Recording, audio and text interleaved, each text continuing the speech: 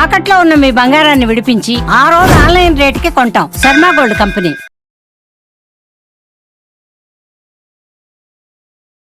కోయి కోయి సాంగ్ పాడి అందరితో వావ్ అనిపించుకుంటున్నటువంటి గురప్ప గారు ఉన్నారు, మాట్లాడేద్దాం పదండి. కుర్రోయ్ కోయా రే కోయ్ కోయ్ కోయా బామారి సందమామా కోయ్ కోయ్ కోయ్ కోయ్ రే రే లా రే రే లా రే లా రే రే లా రే రే లా రే లా ఎలా రే లా రే లీలా ఎలా రే లా రే లీలా రే లా రే లా రే లీలా. అసలు మీ జర్నీ ఎలా స్టార్ట్ అయింది? పుట్టిందంతా భద్రాచలం ఏరియా. ఆడవాళ్ళని కాపాడుకోవడానికి, ఆడవాళ్ళని రక్షించడానికి 5 రకాల పాములేషన్తో నన్ను పెంచారు. మా ఆడవాళ్ళ జోలికి ఎవరిని వచ్చినా నేను వెళ్ళి మా ఆడవాళ్ళని కాపాడుకునేవాడిని. వెళ్ళి నా చేతి గోలతో గెలిచేవాడిని. అంటే ఏంటి, మీ బాడీ మొత్తం విషం ఉంది కాబట్టి మీ గోరు వాళ్ళకి తగిలితే వాళ్ళు చనిపోతారు. ఒక దేవుడి గురించి మా అమ్మ చచ్చిపోయిందా, నిండు గర్భిణితో ఉన్న మీ మదర్ ని మీ ఫాదర్ కొట్టారా? కొట్టేశాడు. ఎందుకు? అంటే అంటే ఆయన మానసిక స్థితి సరిగా ఉండదా? ఇలా చెప్తే నమ్మడానికి మనుషులు నమ్మరు. మీ లైఫ్లో ఎప్పుడు కూడా చూడని సిచ్యువేషన్ కావచ్చు, లేదా బాధపడిన విషయం కావచ్చు, ఒకటి షేర్ చేసుకుంటారు. నా జీవితంలో నేను కోరుకుంది ఏంటంటే లైఫ్లో అదే ఆ గుడివాడలో ఇల్లు తీసేయగానే నేను ఒంటాకి లేకుండా అయిపోయిందండి. అది నా హృదయం చాలా గాయపడింది. ఇప్పుడు నేను కానీ ఏదైనా చనిపోతే నా భార్య దిక్కులింది అయిపోతుంది.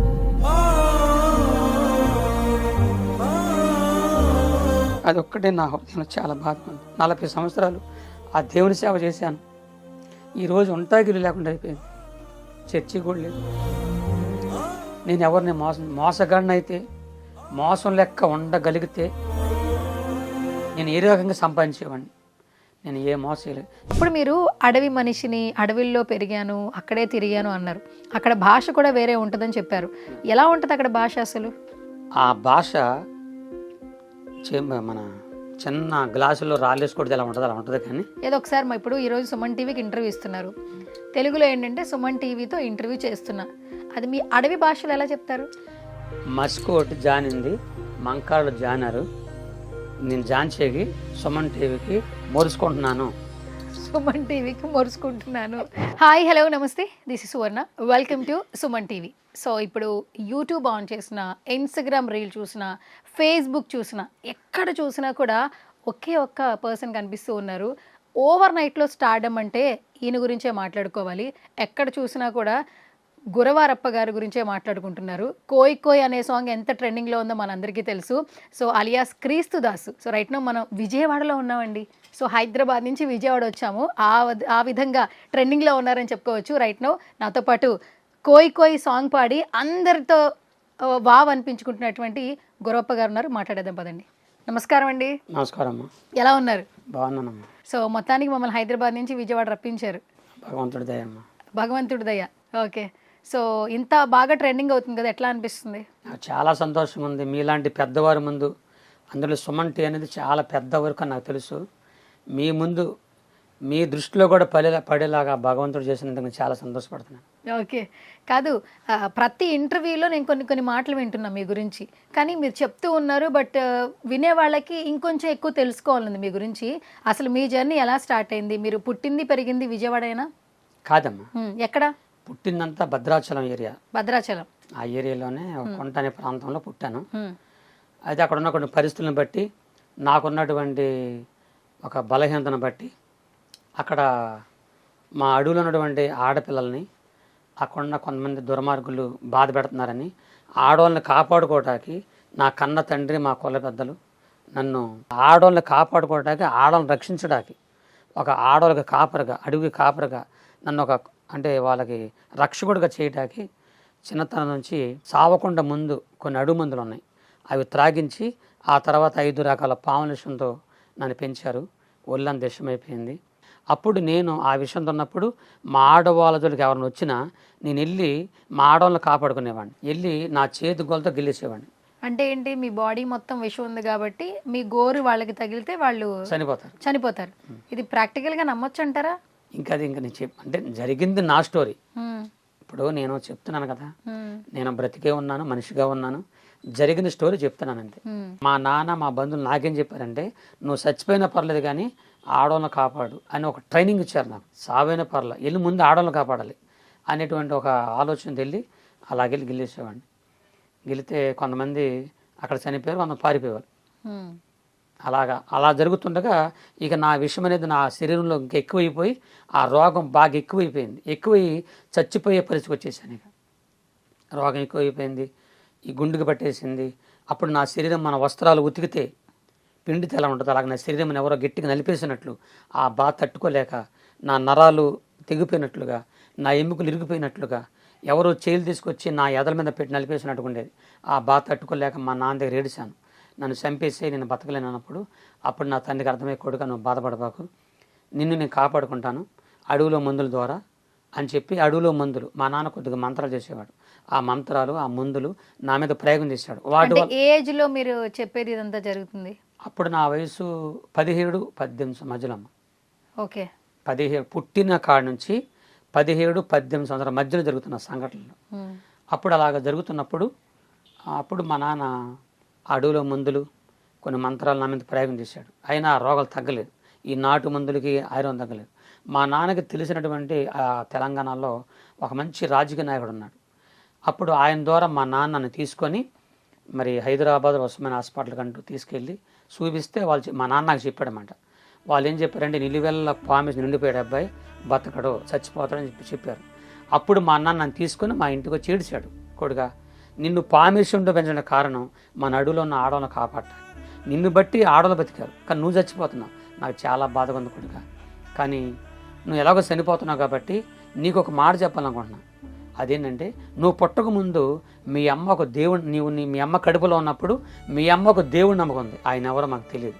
అయితే మన కులాచార ప్రకారంగా పరాయ దేవుడు నమ్ముకున్నా ఇంకోళ్ళు నమ్ముకున్నా ఏదైనా చేస్తే చంపేస్తారు. అలాగే మీ అమ్మని నేనే స్వయంగా మీ అమ్మని బాగా కొట్టేసి ఎందుకు నమ్ముకున్నాను కొట్టాను. ఆ కొట్టిన దెబ్బలకే మీ అమ్మ చనిపోయింది. మీ అమ్మ చచ్చిపోయే కొద్ది నిమిషాల ముందు నువ్వు పుట్టావు. అప్పుడు మీ అమ్మ నిండు గర్భిణి, మీ అమ్మ నువ్వు పుట్టావు. నిండు గర్భిణితో ఉన్న మీ మదర్ని మీ ఫాదర్ కొట్టారా? కొట్టేశాడు. ఎందుకు? అంటే ఆయన మానసిక స్థితి సరిగా ఉండదా? కాదు దేవుని నమ్ముకుందని, ఆ భగవంతుడు నమ్ముకుందని చెప్పి వాళ్ళలో కొన్ని ఆచారాలు ఉంటాయి అమ్మ. అయ్యా చాలా మనం చెప్పకూడదులే కానీ ఆయన చాలా ఆచారాలు ఉంటాయి. ఆచారాలను బట్టి కొట్టేశారు. చనిపోయింది. మీ అమ్మ చనిపోయే ముందు కొద్ది నిమిషాల ముందు నువ్వు పుట్టావు. అప్పుడు నెత్తురుగుడ్డుకున్న నిన్ను మీ అమ్మ తను నమ్మే దేవుడిని నీ గురించి చెప్పింది, నీ గురించి తన దేవుడికి చెప్పడం ప్రారంభించింది. ఏం చెప్తుందంటే, అయ్యా దేవుడా నా కొడుకు పుట్టాడు, ఈడు నీ బిడ్డగా మార్చుకో, బతికించు, నేను ఎలాగో చనిపోతున్నా, నా కొడుకుని కాపాడు, నా కొడుకుని నీ బిడ్డగా మార్చుకోమని చెప్పి ఆ మాటలు చెప్పి మీ అమ్మ చచ్చిపోయింది. మీ అమ్మ చనిపోయింది కానీ నేను నమ్మేది ఏంటంటే మీ అమ్మ నమ్ముకున్న ఆ దేవుడు, మీ అమ్మ ఆరాధించి పూజించిన ఆ దేవుడే నిన్ను ఖచ్చితంగా కాపాడుతాడు, నా నమ్మకం కొడుక. అంటే ఈ మందుల వల్ల నీ రోగం తగ్గలేదు కాబట్టి ఖచ్చితంగా నీ తల్లి దేవుడై నిన్ను కాపాడుతాడు అని చెప్పి నాకు చెప్పాడు. అప్పుడు నాకు కొద్దిగా ఆలోచన వచ్చింది, ఒక దేవుడి గురించి మా అమ్మ చచ్చిపోయిందా అంటే ఆ దేవుడు అంత గొప్ప దేవుడు అంటే ఆ దేవుడే జీససా? నాకు చెప్తున్నాను, ఆ దేవుడు అంత గొప్ప దేవుడు. అప్పుడు నాకు తెలియదు ఆ దేవుడు అంత గొప్ప దేవుడు. సరే ఒక దేవుడి గురించి చంపుకుని చంపేస్తారా? సరే నాకు చాలా బాధ కలిగి మా అమ్మ గురించి ఏడుస్తూ మా అడవిలో ఉన్న చెట్టు పైకి వెళ్ళిపోయాను. ఆ చెట్టు ఎక్కిన తర్వాత ఆ చెట్టు పైన నుండి ఏడుస్తున్నాను. నాకు అప్పుడు ప్రార్థన నాకు తెలియదు.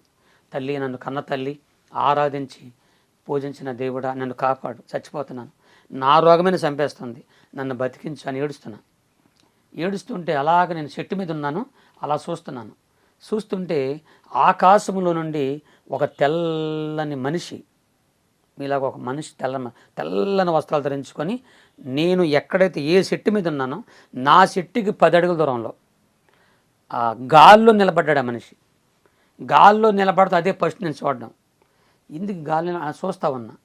అప్పుడు ఆ మనిషి నాకు అర్థమయ్యే భాషలో మాట్లాడుతున్నాడు. చిక్కమెగడ మేసరవరప్ప వాతం జలంతం జలపైన కాసుకొని దిలవని దేహం ఏసునుడి దేహమే జీనుడి దేహం, ప్రపంచంలో నీ రోగాన్ని బాగు చేసి నువ్వు చచ్చిపోతున్నావు కదా, నిన్ను బతికించే ఒక ఆయన ఉన్నాడు, ఆయన ఎవరో కాదు, నీ కన్న తల్లి ఆరాధించి పూజించిన ఆ దేవుని పేరే యేసుక్రీస్తు ప్రభు, నిన్ను బాగు చేస్తాడు, నిన్ను స్వస్థపరుస్తాడు అని నాకు అర్థమయ్యే అబ్బాలు చెప్తున్నాడు. అప్పుడు నాకు అర్థమైంది దేవదూత అని. నా కిందకి దిగి 15 రాత్రులు 15 పగలమ్మ నాతోనే అడవిలో ఒక మనిషిలాగే తిరుగుతున్నాడు అన్నమాట.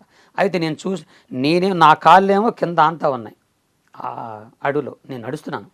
దేవదూత నాతో మాట్లాడిన మనిషి కాళ్ళు కనిపించట్లేదు, గాల్లో తేలిపోతున్నారన్నమాట. అప్పుడు నాకు అర్థమైంది ఇది మనిషి కాదు, ఎవరో నేను అడిగాను కదా, అందుకే నా తల్లి ఆరాధించింది కదా ఆ దేవుడు వచ్చాడేమో అని ఏడుస్తూ ఉన్నా.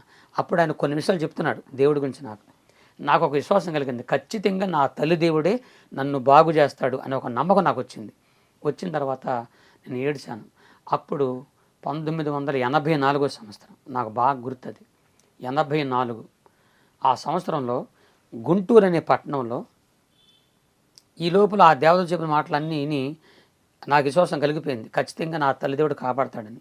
84 సంవత్సరం ఆ సంవత్సరంలో గుంటూరు అనే పట్టణంలో జీసస్ కాల్స్ యేసు ప్రభు వారి యొక్క సభలు జరుగుతున్నాయి. అక్కడ దేవదూత అక్కడ నుంచి నేనున్న అడవికి ఇక్కడ కొన్ని 100 కిలోమీటర్ల దూరం ట్రైన్లో వచ్చానో బస్సులో వచ్చానో నాకు ఏ వాహనంలో వచ్చానో అంత గుర్తులేదు. నాకు దేవుని దూత నా చేపట్టుకున్నారు, నేను చేపట్టుకున్నాను. అలా చేపట్టుకోగానే కళ్ళు మూసాను, కళ్ళు తెరిసేసరికి ఆ సభలో ఉన్నా. అంటే మీరు ఎలా వెళ్ళారు తెలియదు. ఇక అదే ఆశ్చర్యం అంటే దేవుడు అంటే అదే కదా. నేను అట్లా కళ్ళు మూసుకున్నాను, దేవదూత కళ్ళు అట్ట పట్టుకున్నారు. అలా కళ్ళు తెరవగానే ఆ సభలో ఉన్నాను అన్నమాట, గుంటూరులో సభలో ఉన్నా. అంటే ఇలా చెప్తే నమ్మడానికి అంటే బేసికల్గా ఎవరైతే నమ్మరు కదా, మనుషులు నమ్మరు. దేవుడు చేసే కార్యాలు దేవుడు అంటేనే ఈ రోజున దేవుడు అంటేనే ఎవరు నమ్మట్లేదు అనుకోండి. దేవుడు చేసే కార్యాలు లేకుండా మనుషులకు అసాధ్యం ఇది, కానీ దేవునికి సాధ్యం. దేవుడు అనేవాడికి సాధ్యం ఎన్ని, ఆయన ఏదైనా చేయగలడు. అందుకే ఆయన సర్వాంతర్యం అన్నారు. కాబట్టి అలా ఉన్నాను. ఉండేసరికి జనం అక్కడ ఎక్కువగా ఉన్నారు, వాళ్ళందరూ ప్రార్థన చేస్తా ఉన్నారు. ఎన్ని సంవత్సరాలు అవుతుంది ఆ టైంలో నా వయసు 17-18 సంవత్సరాలు. 17 సంవత్సరాలకి 18 తీసుకోండి. అలాగున్నాను. వాళ్ళందరూ జనమంతా దేవుని స్తుతిస్తున్నారు. నాకు ప్రార్థన చేత కాదు, నేను అలాగే చూస్తూ ఉన్నాను. మీరు ఇంకా ఆశ్చర్యపోతారు. అలా చూస్తుంటే నేను ఒకటే ఏడుస్తున్నాను, అయ్యా యేసయ్యా నీ గురించి తెలుసుకున్నాను, నువ్వు గొప్ప దేవుడిని తెలుసుకున్నాను. నేను చచ్చిపోతున్నాను, నా రోగమే నన్ను చంపేస్తుంది, నన్ను బ్రతికించు, నేను చచ్చిపోయే వరకు నీ సేవ చేసుకుంటాను, నాకు సాయం చేయమని నాకున్న మాటలు నేను చెప్పుకుంటున్నాను. అలా చూస్తుండగానే కళ్ళు మూసుకోవడం చేత కదా నాకు. ప్రార్థన అంటే కళ్ళు మూసుకుంటారు కదా, నేను కళ్ళు తెరిచి ఉన్నాను. ఆకాశంలో ఇది మాత్రం ఆకాశంలో తెల్లని వెలుగు, ఆ వెలుగు నాకు కనబడుతూ ఉంది. ఆ వెలుగులో నుండి ఒక చేయి నాకు కనబడుతుందండి. ఆ చేతిలో నుంచి ఒక గాయం కనబడుతుంది. అలా రక్తం నాలోకి వస్తున్నట్లుగా అనిపించింది. అలా రక్తం వస్తున్నప్పుడు నాలోకి వస్తున్నట్టుగా అనిపించింది. కింద పడిపోయి నాకు తెలియకుండానే నేనేదో కక్కేస్తా ఉన్నాను.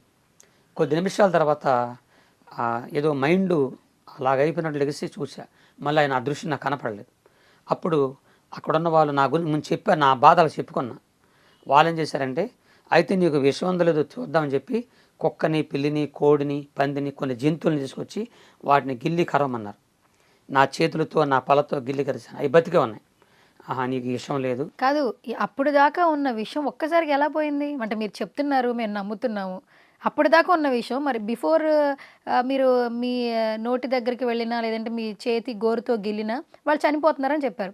సడన్గా ఎలా మారిపోద్ది అంటారు? ఎలా నమ్మాలంటే? దైవికమైన స్వస్థ అంటారు దాన్ని ఏమంటారంటే దేవుడు చేసిన కార్యం, దేవుడు స్వస్థ అనమాట. ప్రభువు నన్ను స్వస్థపరిచాడు. పడగానే కింద పడిపోయాను. వెంటనే వాళ్ళు 2 రోజుల తర్వాత చూపించారు. అప్పుడు నాకు అర్థమైంది నాలో ఉన్నటువంటిది పోయిందని. అప్పుడు నేను చేశానంటే కొంతమంది దాడులతో నేను పరీక్షించుకున్నాను. చేస్తే వాళ్ళు నీది మామూలు రక్తం కదా, మనిషి రక్తం అన్నారు. నాకు ఆనందం. మనిషి రక్తమే ఉంటుంది కదండి ఎవరికైనా. అవును. అప్పుడు చెప్పారు. అప్పుడు ఆనందం అయిపోయి వెంటనే నేను నా తండ్రికి, మా బంధువులకు చెప్పుకున్నాను. వాళ్ళు మా నాన్న సంతోషపడ్డాడు. నన్ను ఎవరైతే విషయం పెంచారో వాళ్ళ ఆశ్చర్యపోయారు, ఎలా పోయింది నీకు విషయం అని. ఇలా చెప్పాను. అలాగ వెళ్ళాను. 3 లక్షల దాకా దగ్గర ఖర్చు పెట్టారు నా రోగం తీయడం కొరకు. అది ఎట్లా తీశారు? మీ రోగం తీయడం కోసం 3 లక్షలు ఖర్చు పెట్టారన్నారు. అది ఎట్లా తీయడం జరిగింది అసలు? యాక్చువల్లీ బాడీలో విషం ఉంది, విషయాన్ని ఎలా తీస్తారు అసలు? 3 లక్షలు పెట్టి రోగం పోవడం కదమ్మా, ఖర్చు పెట్టారు అంటున్నా. ఖర్చు పెట్టారు అదే ఈ మందులకు కానీ, అడుగుల మందులకు కానీ, దేనికన్నా కానీ ఖర్చు పెట్టారు. వాటికి నా రోగం పోలేదు. మా నాన్నకు చెప్తున్నాను నేను, నాన్న నా రోగం పోలేదు, ఇదిగో ఇక్కడ పలందరికి వెళ్ళాను, యేసు ప్రభు నమ్ముకున్న ఇలా రక్షించానంటే ఆవిడ మా నాన్న సంతోషపడి ఎవరైతే వెళ్ళారా అని చెప్పి ఆనందపడ్డాడు. నేను వెంటనే నేనేం చేశానంటే, కాదు, ఇప్పుడు మీది ఓకే అయిపోయింది, మీరు క్లియర్ అయిపోయింది అన్నప్పుడు మీ నాన్నగారు హ్యాపీ ఫీల్ అయ్యారు అని అన్నారు. కానీ మీ అమ్మగారి విషయంలో కేవలం యేసుప్రభుని నమ్మినందుకే కొట్టారని చెప్పారు. అవును, మరి మారిపోయారా మీ నాన్నగారు? మారారుగా. అది చూసి ఆశ్చర్యపోయాడు. నేను తప్పు చేసిన తర్వాత ఒప్పుకున్నాడని. ఇప్పుడు ఎన్ని జరగదమ్మా, నేను చెప్పాల్సింది చెప్పా మా నాన్నకి. ఆయన కూడా కళ్ళారు చూశాడు కదా, చూసి సంతోషపడిపోయాడు. నేను మీ అమ్మ నన్నేం కొట్టేశానరా, నన్ను క్షమించు అని చెప్పి తర్వాత చెప్పాడులేండి. తర్వాత నేను చెప్పేది ఏంటంటే, దేవునికి అసాధ్యమైంది లేదు. ఈ రోజున మీరు తమరు నన్ను ప్రశ్నిస్తున్నారు. ఇదే ప్రశ్న నా తోటి పాస్టర్లే కొంతమంది, ఇది జరిగి 2004 40 సంవత్సరాలు 40 సంవత్సరాలుగా యేసు ప్రభు నన్ను బాగు చేశాడని దేశం చెప్పుకుంటున్నాను నేను. ఇప్పుడు మీకు చెప్పాను, మీకంటే ముందు 2 ఇంటర్వ్యూ ఇచ్చాను. అలాగే సభల్లో నా ఫేస్బుక్లో చూసినా, వాట్సాప్లో చూసినా అన్నిట్లో కూడా నా సాక్ష్యం ఉంటుంది. ఇప్పుడుగా చెప్పి 40 ఏళ్ళగా చెప్పుకొస్తూనే చెప్పుకుంటూనే ఉన్నాను. ఆ దేవుని గురించి నాకు దేవుడు చేసింది చెప్పుకుంటున్నా. అంతేగాని ఎవరన్నా మతాలు మారండి, మతాలకు వచ్చేయండి నేను ఎవరికి చెప్పలేదు. దేవుడు నాకు చేసింది మాత్రం చెప్పుకుంటా తిరుగుతాను. 40 ఏళ్ళకి తిరుగుతూనే ఉన్నా.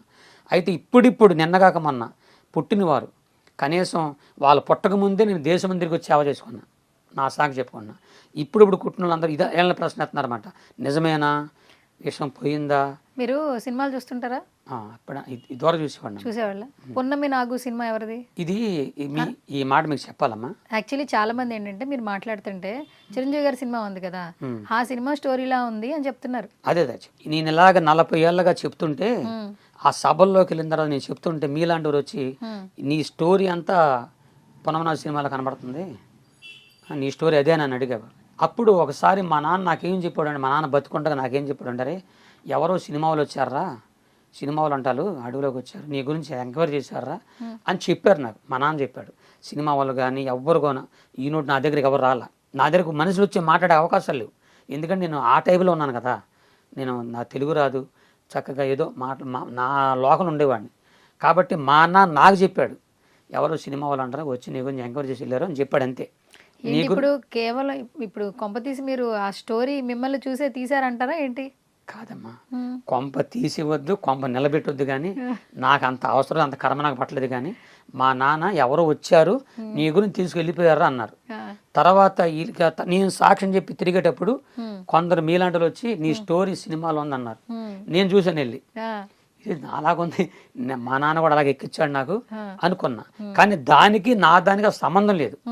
జస్ట్ మా నాన్న నా తండ్రి విషయం పోయడం వరకే దాంట్లో ఉందంతే. తర్వాత ఆ స్టోరీకి నా స్టోరీకి అసలు సంబంధం లేని విషయం అది. సరే, అదంతా బాగానే ఉంది. బేసికల్గా మీ నాన్నగారు మీకు మంచి కార్యక్రమం కోసం అక్కడ ఉన్నటువంటి ఆడపిల్లల్ని హత్యాయత్నం చేస్తున్నారు కాబట్టి కాపాడే ఇదిలో మీకు విషయం ఇచ్చారంటున్నారు. ఫస్ట్ అసలు మీకు విషయం ఇచ్చినప్పుడు మీ బాడీ ఎలా తట్టుకుంది? మీది మానవ జన్మే కదా, అంటే మా అందరిలానే మీరు కూడా కదా, విషయం ఇవ్వగానే ఎవరన్నా చనిపోతారు, కానీ మీరు ఎలా బ్రతుకున్నారు అసలు? నల్లేశ్వర, తెల్లేశ్వర, భూమేశ్వర, మణికంఠమని కొన్ని అడుగు మందులు ఉంటాయి. నేను ముందే తమరు చెప్పాను, అందరికి చెప్తున్నాను, నా సభలో కూడా చెప్తాను. అది మనిషి విషం పాములు గరిసిన పామిషం దాగన సావకుండా ఉండే కొన్ని మందులు ఉన్నాయి. ఆ మందులు ముందు నాకు తాపారన్నమాట, ముందు నాకు త్రాగించారు.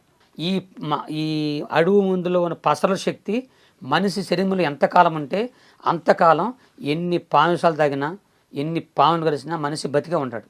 పామిషం ఎప్పుడు ఈ మందుల శక్తి శరీరంలో ఎప్పుడు తగ్గిపోతాయో అప్పుడు చచ్చిపోతాడు మనిషి. ఇప్పుడు నాకు జరిగింది అదే. ఓకే, అదేనా మానవ జన్మ అంటే అందరికి పాము. ఇప్పుడు నేను చచ్చిపోతాను, నేను ఇప్పుడు పాముగా చచ్చిపోతాను నేను. ఈ క్వశ్చన్స్ కూడా అలా అపార్థం చేసుకునే వాళ్ళకి ఒక ఆన్సర్ ఇస్తారని నేను. అవునమ్మా, ఎవరో కాదు, కొంతమంది ఈర్ష కలిగిన వారు ఎక్కువ ఉంటారు. మా క్రిస్టియన్లు ఎక్కువ ఉన్నారు, ఎక్కువ ఉన్నారు, పాస్టర్లు ఎక్కువ ఉన్నారు. ఒకటి ఎదుగుతుంటే చూసి వారు లేరు. ఇప్పుడు నేను ఎంత పైకి వచ్చానా, వాళ్ళు వాళ్ళ జీవితంలో నాకు తెలిసి వాళ్ళు 100 జన్మలెత్తిన ఎంత అభివృద్ధి అవరాలు. ఆ భగవంతుడు ఎందుకు ఈ దిక్కుమాలినోడిని, ఎక్కడ అడుగులో పుట్టినోడిని, కనీసం తెలుగు కూడా రానోడిని, నా భాష ఈ భాష కూడా రావడానికి మెయిన్ కారణం అంటే మా నాన్న మా బంధువులు అప్పుడప్పుడు అనగారిపోయిన వెనకబడిపోయిన ఎస్టీ కలిగినటువంటి జాతులు. కాబట్టి త్వరలో కనుమరుగైపోయే అంతరించిపోయే ఈ భాషని కనీసం ఎవరైనా వింటారా, అసలు ఎవరైనా దీన్ని పట్టించుకుంటారా అని బాధపడేవాళ్ళు. అప్పుడు నా మనసులో మించేది ఎలాగంటే ఈ భాషని కనీసం అందరం మాట్లాడకపోయినా ఒక్క మాట నా ప్రపంచంతో అనిపించాలని నాకు అనిపించేది. మీసాల గొరవప్ప ఇది మీ అంటే మీకు పెట్టిన పేరా, మీరు పెట్టుకున్న పేరా? ఇది విక్నేమ్ అమ్మ. Nick name. ఓకే. ఆంబోతి అంగన్న, దున్నపోతులు రయ్య, బరిగొడ్ల సాంబయ్య, ఏనుగులు గంగమ్మ, ఇవన్నీ విక్నేమ్ అన్నమాట. వీళ్ళందరూ మీ తాతలు ముత్తాతలు వాళ్ళ పేర్లు అలా ఉండేవి, అంతేగాని ఇంటి పేర్లు కాదు. ఇంటి పేర్లు కాదు. సరదాగా నవ్వించుకుంటాకి ఆనందంగా ఆ పేర్లు పెట్టుకునేవాళ్ళు. ఇంకా చెప్తే ఆ బూతుల్లో ఉంటే మనం చెప్పకూడదు, కానీ అలాంటి కొన్ని ఉన్నాయి. ఓకే. ఈ క్రీస్తు అని పెట్టుకున్నారు కదా పేరు, అది ఎప్పుడు పెట్టుకున్నారు మీరు? ప్రభు నన్ను స్వస్థపరిచిన తర్వాత మా పాస్టర్ గారు నాకు బాప్తిసం ఇచ్చి, నేను ఆయన బలవంతం చేయలే. నేను వెళ్ళి అయ్యగారు నాకు ఎంత యేసుప్రభు మేలు చేశాడు, నాకు బాప్తిసం అంటే అప్పుడు ఆయన అప్పుడే నీకేమన్నా కొంతకాలం ఆగమన్నాడు. నేను తొందరగా ఏమన్నా, నేను ఆయన బలవం చేశా. ఆయన నా తప్పయ్యా, నువ్వు కొంతకాలం ఆగాలని చెప్పి ఆపి, అప్పుడు నేను అన్నీ తెలుసుకున్న తర్వాత నాకు బాప్తిసం ఇచ్చి ఈ పేరు పెట్టారు. ప్రార్థన చేసి క్రీస్తు దాస్ అని పెట్టారు. క్రీస్తు దాస్. అప్పుడు మీరు అడవి మనిషిని, అడవిల్లో పెరిగాను, అక్కడే తిరిగాను అన్నారు. అక్కడ భాష కూడా వేరే ఉంటుందని చెప్పారు. ఎలా ఉంటుంది అక్కడ భాష అసలు? ఆ భాష మన చిన్న గ్లాసులో రాళ్ళేసుకోవడం ఎలా ఉంటుంది అలా ఉంటుంది. కానీ ఏదో ఒకసారి మా ఇప్పుడు ఈరోజు సుమన్ టీవీకి ఇంటర్వ్యూ ఇస్తున్నారు, తెలుగులో ఏంటంటే సుమన్ టీవీతో ఇంటర్వ్యూ చేస్తున్నా, అది మీ అడవి భాషలో ఎలా చెప్తారు? మస్కోట్ జానింది, మంకాళ్ళు జానారు, నేను జాన్చేకి సుమన్ టీవీకి మొరుచుకుంటున్నాను, సుమన్ టీవీకి మొరుచుకుంటున్నాను చెప్పుకుంటున్నాను. అదా ఓకే. ఈ మర్స్కోటి ఏంటి? మస్కోట్ అంటే మీరు, అచ్చా నేను, మంకాళ్ళు అంటే ఈ ముగ్గురు, మాంకాళ్ళు అంటే ఇక్కడ ఉన్న వాళ్ళు. అదమ్మా. ఓకే, చెప్పుకుంటున్నారు అంతేనా? ఓకే. వాళ్ళు నన్ను పిలుచుకొచ్చారు, నేను నా బాధలు చెప్పుకుంటున్నాను అని అర్థం. ఇప్పుడు మా సుమన్ టీవీకి మేము ఏం చేస్తామంటే, మా సుమన్ టీవీ ఆడియన్స్ అంటే మా ఛానల్ సబ్స్క్రైబ్ చేసుకోండి అని చెప్తాం ఇంటర్వ్యూ ఎండింగ్లో. మీ భాషలో, అడవి భాషలో సుమన్ టీవీ చూడండి, సుమన్ టీవీ సబ్స్క్రైబ్ చేయండి అని అలా చెప్తారు. మస్కోట్ మంకాళ్ళు జాన్ చెగినారు, అందరు లోచాగండి, అందరు లోచాగండి, జానిపోవద్దు, లోచాగండి, అందరు చూడండి, తప్పందరూ చూడండి, మర్చిపోకండి. ఇందులో కొంచెం ఒక రకమైన వేరే భాష వస్తుంది కదా, అడవి భాష అంటే కొంచెం బూతులు యాడ్ అవుతాయా? కొన్ని అవుతాయి, అందుకని నేను కట్ చేశానట్టు. కట్ చేశారు మీరు. ఓకే సరే. సో అడవిలోంచి తెలుగు భాష ఎట్లా నేర్చుకున్నారు మీరు? ఇక్కడికి వచ్చిన తర్వాతే అప్పుడు నేను మా నాన్న మా బంధువులు కొంతమంది, నేను చిన్నతనంలో గుడివాడ వచ్చారమ్మా. గుడివాడ వస్తే గుడివాడలో గుడ్మెన్పేట అనే ప్రాంతంలో గుడివాడ రాగానే అక్కడ ఇందిరాగాంధీ గారు హయాం ఉన్నప్పుడు అప్పుడు మాకు కొన్ని స్థలాలు ఇచ్చి ఇల్లు కట్టించారు. అది గుడివాడ పక్కన అన్నమాట. అప్పుడు గుడ్మెన్పేటలో సిఎస్ఐ అనేటువంటి ఆ బడిలో దేవదానం మాస్టర్ గారు కొంతమంది నన్ను చూసి, మీలాంటి వెనకబడినలు చదువుకుంటే బాగుపడతారని వాళ్ళు నన్ను చదివించారు. ఎక్కడ చదువుకున్నారు మీరు? 7th చదివాను. 7th class. 18 సంవత్సరాల వయసులో బడిలోకి వెళ్ళాను నేను. మళ్ళీ ఫస్ట్ క్లాస్కి వెళ్ళారు? ఫస్ట్ క్లాస్కి ఫస్ట్ అది వెళ్ళటం నేను. పాపం పిల్లలందరూ భయపడిపోయి ఉంటారుగా. పారిపోయారు. నన్ను ఫస్ట్ 1వ తరగతి పొందలమ్మ గారు కూడా ముందే పారిపోయారు. అంటే ఈ జుట్టు గిట్టు అప్పుడు చాలా భయంకరంగా ఉండేవాడిని. భయంకరంగా అలాగంటే అప్పుడు నేను వాళ్ళ కాళ్ళు పట్టుకుని ఏడ్చాను. నేను చదువులేనివాడిని, అనాగరికుడిని, కొంచెం చదివించండి, నాకు తెలుగు రాదు, తెలుగు చదివించండి అని ఏడ్చాను వాళ్ళ దగ్గర. నేను అప్పుడు నా మీద ప్రేమతో చదివించారు. 18 ఏళ్ళకి మీరు అప్పుడు స్కూల్కి వచ్చి చదువుకున్నారు, అప్పుడే తెలుగు నేర్చుకున్నారా? అవును. ఎక్కడ, ఏ ఏరియా అసలు అది? గుడివాడ గుడ్మెన్పేట సిఎస్ఐ అనే బడిలో నేర్చుకున్నాను. 5 వరకు అక్కడ ఉంది, 6, 7 ఏమో గుడివాడ ఏజీకే స్కూల్. అచ్చా ఓకే. సో ఇప్పుడు మీరు బాగా చదువుకునేవారా? మీకు మార్క్స్ ఎలా వచ్చేవి? నా మార్క్స్ కొంచెం చెప్తుంటే మరి నవ్వుతారు మీరు. పర్లే చెప్పండి. ఇప్పుడు నా చిన్నతనంలో 7th క్లాస్ ఏజీకేలో చదివినప్పుడు 7th క్లాసులో ఉండేది. 7th క్లాసులో కూడా నేను ఇప్పుడు 10th పిల్లలకి పబ్లిక్ పరీక్షలు ఉన్నాయో 7th కూడా పబ్లిక్ పరీక్షలు ఉన్నాయి. నా రోజుల్లో కష్టపడి రాశాను 6 సబ్జెక్టులు. నేను రాసిన రైటింగ్ ఆ దిద్దే మాస్టర్లకు అర్థం కాక 6 సబ్జెక్టులకు పెట్టారు 0. ఒక్క సబ్జెక్టుకి 1 మార్క్ రాల. రైటింగ్ రాదా? రైటింగ్ రాదు ఇప్పటికే. సరిగా నేను రాస్తే నా రైటింగ్ ఎవరికి అర్థం కాదు. సంతకం పెడతారా? సంతకం పెడతారు. తెలుగు బాగా చదువుతాను. తెలుగు బాగా చదువుతారు. ఇప్పుడు ఆల్మోస్ట్ సభల్లో మీరు తెలుగు బాగా మాట్లాడుతున్నారు. తెలుగు. మరి ఈ రైటింగ్ ఎలా వచ్చింది మీకు? ఇదే మాస్టర్లే సక్కగా నేర్పించారు. ఓకే, మొత్తానికి 6 సబ్జెక్టులు పోయాయి. 6 సబ్జెక్టులు మొత్తం ఫినిష్ అయిపోయింది. 7th తప్పనమాట, 7th fail. ఇంకా అక్కడ నుంచే మళ్ళీ ఇక అప్పటికే వయసు మీరిపోయిందని బయటకు వచ్చి 7th చదివినందుకు నాకు గవర్నమెంట్ వారు మా మాస్టర్ లెక్క ప్రేమతో స్టేట్ బ్యాంకులో జాబ్ ఇచ్చారు. అంటే వాలంటీర్గా కొంతకాలం కష్టపడి నువ్వు చేసుకుంటే మీకు నేను పర్మనెంట్ చేస్తానని చెప్పారు. ఏం జాబ్ అది? ఫైల్ అందిస్తారు కదా. ఫైల్స్ అందిస్తారు అంటే ఆఫీస్ వర్క్ చేశారు, ఆఫీస్ బాయ్ లెక్క. బాయ్ లాగా. అదే నేను అప్పుడు చేస్తున్నప్పుడు అప్పుడు నాకెందుకో కొద్దిగా నా ప్రేరేపణ, నాకెంత దేవుడు మేలు చేశాడు కదా. మరి ఆ రోజు నేను మొక్కబడి చేసుకున్నాను, అయ్యా నన్ను దేవుడా నన్ను బాగా చేస్తే నీ సేవ చేస్తానన్నాను కదా, మళ్ళీ ఈ పని చేస్తే బాగోదని చెప్పేసి నేను వెంటనే కొంతమంది పాస్టర్ గారు అయ్యగారు చెప్పుకొని, మా పాస్టర్ గారు చెప్పుకొని ప్రార్థన చేసుకొని ఇంక వెంటనే ఆ పని కూడా మానుకొని, నా చిన్నతనంలో యవ్వన పనులన్నీ మానుకొని దేవుని సేవకు వచ్చానమ్మా. వచ్చి ఒక చిన్న చర్చిలో గుడివాడ పక్కన ముదినేపల్లి ఉండదు, ముదినేపల్లి పక్కన గురజ అని ఊరు ఉండదు, అక్కడ పాస్టర్ గారుగా నేను సేవ చేయడం ప్రారంభించాను. ఎన్ని సంవత్సరాల నుంచి మొదలు పెట్టారు అలా పాస్టర్గా మీరు? 88 నుంచి 95 వరకు పాస్టర్గా చేశారు. పాస్టర్గా చేశాను. ఇప్పుడు మీ వయసు ఎంతో తెలుసుకోవచ్చా? 60 దాటుతుంది. 60 దాటింది. ఓకే, బాగానే ఆరోగ్యంగా ఉన్నారు, బాగా కనిపిస్తున్నారు ఆరోగ్యంగా. అవునమ్మా. ఏం తింటారు మార్నింగ్ ఈవినింగ్ ఏం తింటారు? నేను అన్ని మామూలుగా తింటానమ్మా, ఎక్కువ అన్ని మామూలుగానే తింటారు అంటే ఈ చికెన్లు ఈ మటన్లు ఎక్కువ తిన్నాము. వెజిటేరియన్ చిన్నతనంలో బాగా తినేసేవాడిని, కానీ ఈ సేవలోకి వచ్చిన తర్వాత ఎక్కువ తింటాం మర్చిపోయాను. సేవలోకి వచ్చాక వెజిటేరియన్ తినాలనే ఉందా? ఎక్కువగా అవసరం లేదు అంటే అలా కాదు, నేను వెళ్ళే ప్రతి చోట కూడా ఎక్కువగా ఇదే పెడతారు.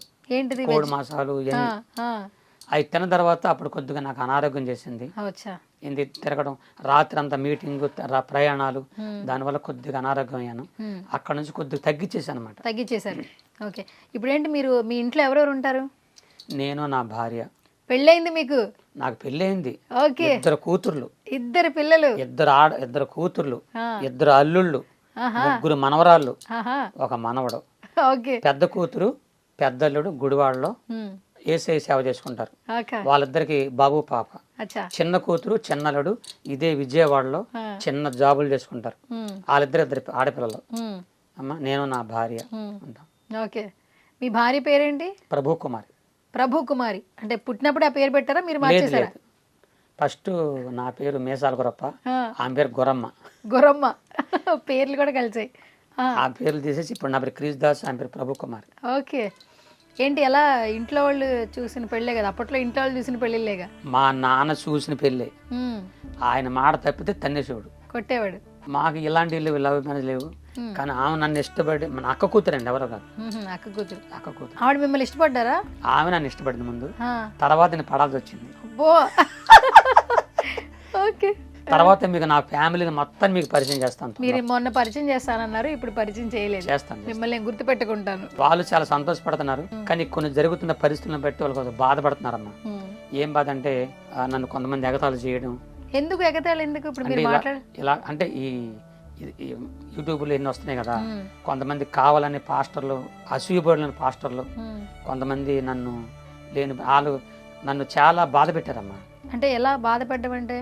బాధ పెడతామంటే ఫస్ట్ నుంచి కూడా నేను ఒక అనాగరికుడిని, ఒక ఎస్టీ వాడిని, ఈవిడ ఒక ఎస్టీ వాడు అయి ఉండి మనకంటే స్టేజ్ల మీదకి బాగా చెప్తాడా, ఈవిడ ఎంత పాపులర్ అయిపోతాడా అని ఒక అసూయ వచ్చేసింది. యేసు ప్రభు కూడా భూమి మీదకి వచ్చిన తర్వాత ఆయన మీద అసూయ పడ్డారు, అసూయ ద్వారానే ఆయన చంపేశారు.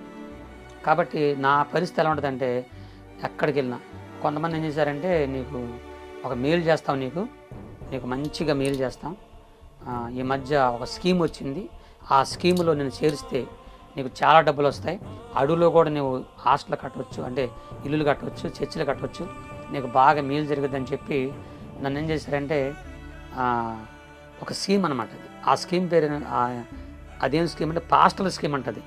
అది ఎలాగా, ముందు 5,000 కట్టాలి, 5,000 కడితే 10,000 ఇస్తారు, 10,000 కడితే 20,000 ఇస్తారు, 20,000 కడితే 1,00,000 ఇస్తారు. అలాగా నువ్వు ఒక్కడేవి కాదు, నువ్వు, నీ కుటుంబం, నీ బంధువులు, నీ చర్చికి వచ్చే వాళ్ళందరి చేత 200 మందిని ఈ స్కీములో చేరిస్తే నీకు అసలు నువ్వు సేవ చేయక ఇంట్లో కూర్చుంటే నీకు నెలకి 2 లక్షలు వస్తాయి నీకు, తర్వాత మీకు చర్చిలు కడతాము, ఇల్లులు కడతామని చెప్పి కొద్దిగా ప్రూఫ్లు చూపించారు నాకు. ఇదేదో బాగుందని చెప్పి తెలియక, బైబిల్లో ఒక చక్కని మాట ఉంటుంది, దురాశ దుఃఖానికి చెట్టుని మామూలుగా ఉంటుంది. దాంట్లో ఏముంటుందంటే ధనాపేక్ష సమస్త కీడులకు మూలం, నువ్వు ధనం గెలి చూడొద్దు అని ఉంటుంది. కానీ తెలియక నేను పేదవాడిని కాబట్టి ఏదో అది సహాయం చేస్తే పేదవాళ్ళని కొద్దిగా చూడొచ్చు, ఇల్లు కట్టి. ఇప్పటికీ నాకు ఇల్లు లేదు, సొంత ఇల్లు లేదండి నాకు, రెంట్ హౌసే. రెంట్ హౌస్ మరి ఇక్కడ విజయవాడలో రెంట్ హౌస్ అన్నా. అప్పుడు ఏం చేశానంటే సర్లే ఆశపడ్డాను, పెడతారంటే ఆశ కొడతాను అట్ట పడ్డాను.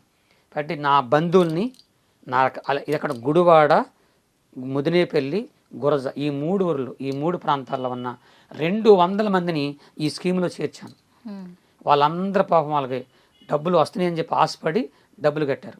వాళ్ళు ఏం చేశారంటే నన్ను అడ్డుపెట్టి డబ్బులు మొత్తం 20 లక్షలు తీసుకెళ్ళిపోయారమ్మ. 20 లక్షలు వీళ్ళందరూ కడితే వాళ్ళు తీసుకెళ్ళిపోయారు. ఇది ఎప్పుడు జరిగింది? ఇది 2009-10. మరి ఇప్పుడు మీరే వాళ్ళకి బాధ్యులు కదా? నేనే బాధ్యులు చెప్తున్నానమ్మా. వాళ్ళు వెళ్ళిపోయారు. వాళ్ళు వెళ్ళిన తర్వాత నేనేమనాలి వాళ్ళతో, అమ్మా వాళ్ళు ఏదో ఇస్తానన్నారు కాబట్టి, మరి వాళ్ళు ఇస్తానన్నారు కాబట్టి మీరు నమ్మితే కట్టుకోండి, నమ్మకపోతే కట్టొద్దు, నన్ను మాత్రం అనొద్దు, మీ ఇష్టం అమ్మా అని ఆ ఒక్క మాట చేస్తే బాగుండేది. నేనేం చెప్పానంటే దానికి అంతటికి బాధ్యుడు నేనే, వాళ్ళు ఒకవేళ రాకపోతే నేనే ఇస్తానని చెప్పా. అనేసరికి వాళ్ళు డబ్బులు ఎత్తుకెళ్ళిపోయారు. ఎత్తుకెళ్ళిపోయిన తర్వాత నేను చాలా ఏడ్చాను. వీళ్ళందరూ వచ్చాయా మరి నువ్వే బాధ్యుడివి, మా డబ్బులు మాకు కట్టేయమన్నారు. 20 లక్షలు పేదవాడిని ఆ యేసు ప్రభు సేవ చేసుకుంటేనే ఆ వచ్చే కానుకలతోనే బతికేవాడిని నేను. 20 లక్షలు ఎలా తేవాలని చాలా బాధేసింది. బంధువులు, చర్చికి వచ్చేవాళ్ళు, నా స్నేహితులు, వీళ్ళందరూ ఇలా చేయడం వలన, వీళ్ళందరికీ నేను అప్పులైపోవడం వలన చాలా బాధేసి ఆఖరికి నేను చనిపోతానన్న బాధ కలిగింది. అప్పుడు తండ్రి నేను క్షమించు, నేను తప్పు చేశాను, కానీ నేను చచ్చిపోతే ఒక పాస్టర్ అనేవాడు అప్పులు చేసి మాకు ఎగ్గొడు చచ్చాడని అందరూ అంటారు. కాబట్టి ఒక్కసారి నన్ను క్షమించి ఇంకెప్పుడు ఇలా చేయను, నాకు తెలియక ఇంత డబ్బులు అయిపోయినాయి, వీళ్ళందరికీ డబ్బులు కట్టేను, ఆయన ఎలా కడతావు నీ ఇష్టం చెప్పాక ఆశ్చర్యకరుడని 7 రాత్రులు 7 పగల్లో ఇంట్లో కూర్చొని ఏమి తినకుండా ఉపవాసం ఉండి ఆ ప్రభు దగ్గర ఏడ్చానమ్మ, ప్రార్థన చేసుకున్నాను. చేస్తే మీరు ఎట్టగదా అని పిలిచారో అట్టాగే అనేకులు నన్ను మీటింగ్లు పిలిచారు, సభలకి పిలిస్తే నేను పాటలు పడేవాడిని, వాక్యం చెప్పేవాడిని. దేవుడు వాళ్ళకి ప్రేమించి వాళ్ళ హృదయాల్లోకి వెళ్ళిపోయి నాకు కొద్దిగా ఇస్తానన్న వాళ్ళు నేను అప్పుడు కూడా ఏనాడు కూడా ఎవరు పిలిచినా నాకు ఎంత ఇవ్వండి నేను మీ దగ్గరికి వస్తాను ఎప్పుడు కనలేదండి. అది అందరూ తెలుసు, ప్రతి ఒక్కరు తెలుసు. వాళ్ళ ప్రేమతో నాకు ఇస్తే తప్ప వాళ్ళ సంతోషంగా వాళ్ళు నవ్వుతూ ఇస్తే నేను సంతం తీసుకుంటా. ఇప్పుడు నేను కట్టుకున్న బట్టలు కానీ, నా భార్య బిడ్డలు కానీ, నా 2 కూతురికి పిల్లలైనవి అన్నీ కూడా దేవుడు ఇచ్చినాయి. నాదంటూ నా తండ్రి సంపాదన కానీ నా తాతల సంపాదన ఏది లేదు, కేవలం యేసే ఇచ్చాడు. అప్పుడు ఏడిశాను, తండ్రి నేను అప్పులే చచ్చిపోకూడదు, నీ చేవకుండా నన్ను క్షమించు, ఇంకెప్పుడు ఇలా చేయను, వాళ్ళకి అప్పులు కట్టమంటే ఇలాగ అనేకులు పిలిచారు నన్ను. ఆంధ్ర, తెలంగాణ, మన ఇండియాలో ఉన్నటువంటి అన్ని రాష్ట్రాల్లో, పెద్ద పెద్ద పట్టణాల్లో అలా తిరుగుతూ నేను చెప్పే వాక్యాలకి, నేను చెప్పే మాటలకి, నేను చెప్పే సాక్ష్యాలకి, పాటలకి అనేకులకు అప్పటికప్పుడు వాళ్ళకి మేలు జరిగి నేను అడగకపోయినా సరే నేను ప్రార్థన చేస్తున్న వాళ్ళకి వచ్చిన చిన్న చిన్న కాలుగుని ఇచ్చేవారు.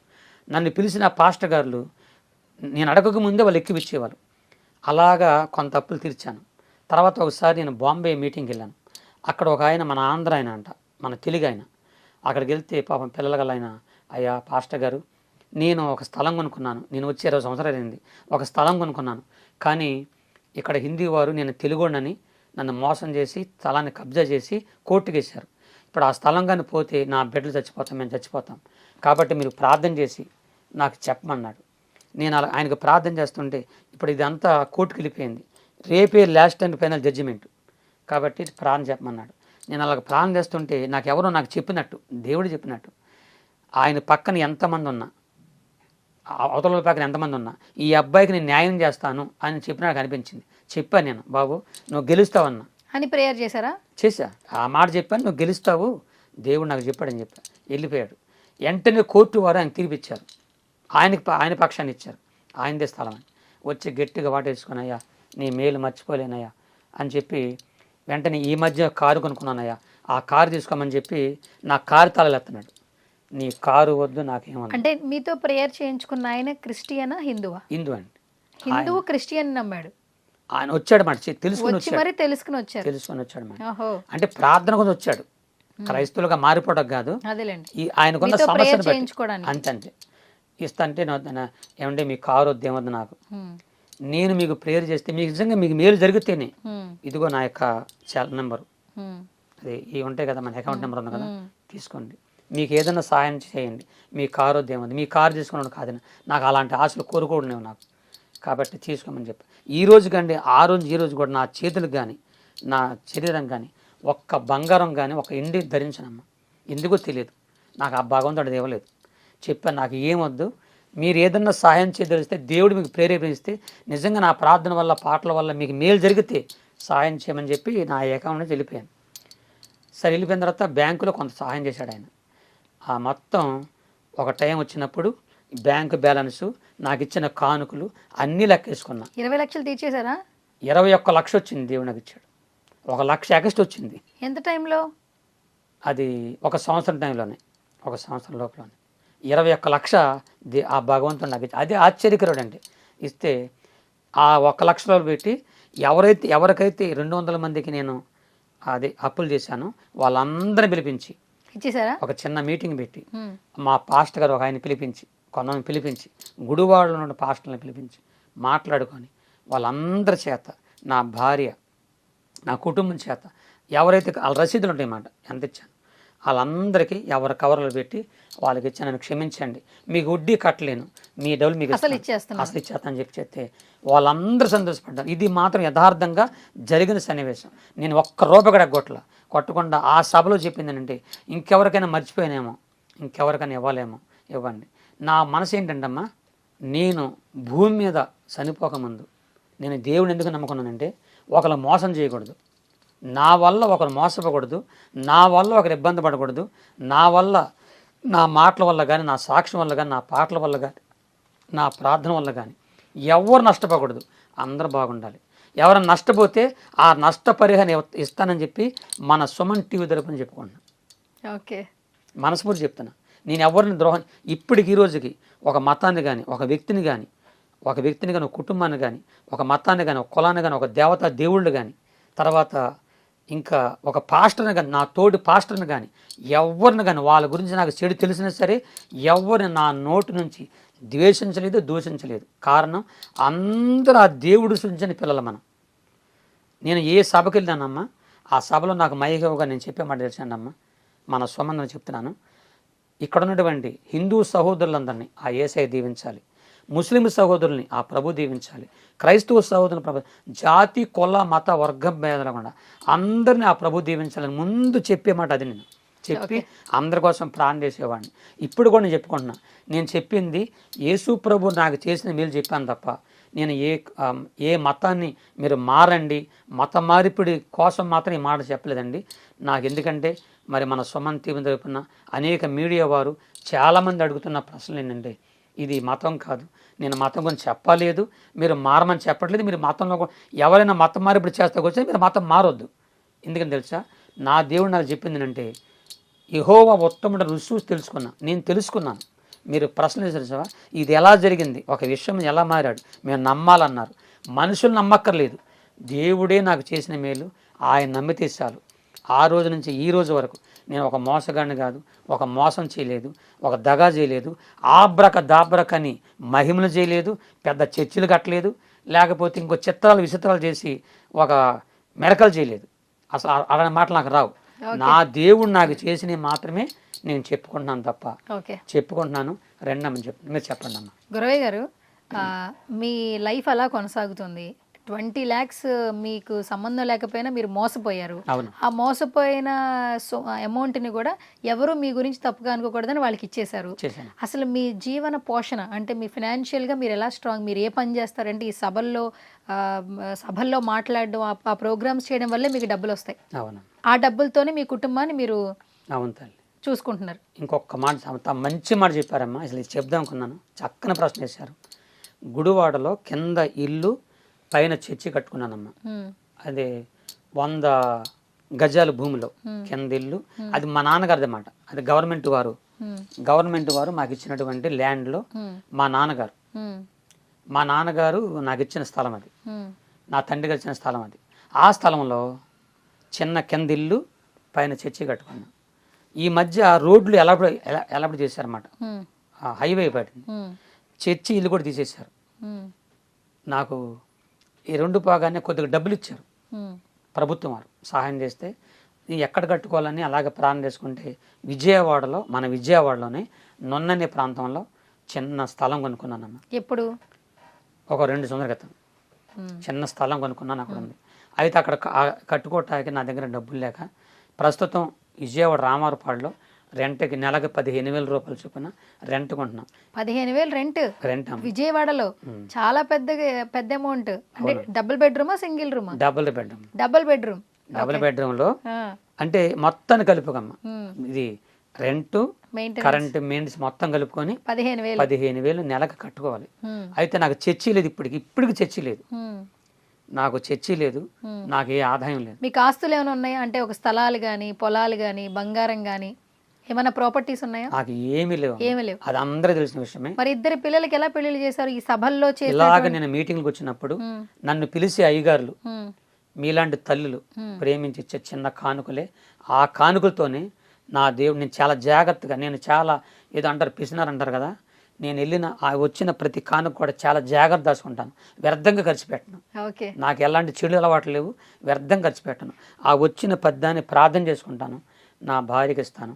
నేను నా భార్య మోకరించి ప్రార్థన చేసుకొని అలాగ నా బిడ్డల్ని పెంచుకొని పెద్ద చేసుకొని పెళ్ళిళ్ళు చేసుకున్నాను. పెళ్ళిళ్ళు చేశారు కదా, కట్నాలు ఇచ్చారా మీరు? ఇచ్చానండి. ఇచ్చారు. 2 పిల్లలకి ఇచ్చారు. 2 కూతుళ్ళు కూడా ఏ లోటు లేకుండా అన్ని చూసుకున్నాను. 2 అల్లుడిని కూడా మంచిగా చూసుకున్నాను, ఏమి ఇబ్బంది లేదు. నా కూతుర్ని నా ఇద్దరు ఒక్క మాట అంతా గోడలకు వేశారు. ఎందుకు మీరు నీ తండ్రి నుంచి ఎందుకు అంతా గోడలేదు, అది అందరూ తెలుసు. ఇంకోటి నేను చేసే ప్రతి పని కూడా 4 పెద్దలను పెట్టి చేస్తానమాట. ఏదే కూతురు విషయం కానీ ఏదైనా చేయాలన్నా చేసుకుంటాను, ఒక్కడిగా చేయను. ఓకే, ఇదంతా బాగానే ఉంది గురవయ్య గారు. యాక్చువల్లీ సభల్లో కొంతమంది పాల్గొంటూ ఉంటారు. ఈ మధ్య కాలంలో ఏంటంటే కొన్ని వీడియోస్ మేము చూస్తున్నాం, కొంతమంది పాస్టర్లు ఏంటంటే పాస్టర్లోనే భగవంతుడు ఉన్నాడు అని కొన్ని మాయలు చేస్తున్నారు. ఏంటి, అక్కడికి సభలకి ఎవరైనా వస్తుంటే వాళ్ళ ఆరోగ్యం సరిగా లేకపోతే వాళ్ళు ఒక రకమైన సిచ్యువేషన్లో ఉన్నప్పుడు వాళ్ళు ప్రేయర్ చేసేటప్పుడు స్టేజ్ మీద నుంచోపెట్టి నుదుటి మీద వేలు పెట్టి బైబిల్ మీద చెయ్యి పెట్టించి వాళ్ళ రోగాన్ని మాయం చేసామంటున్నారు.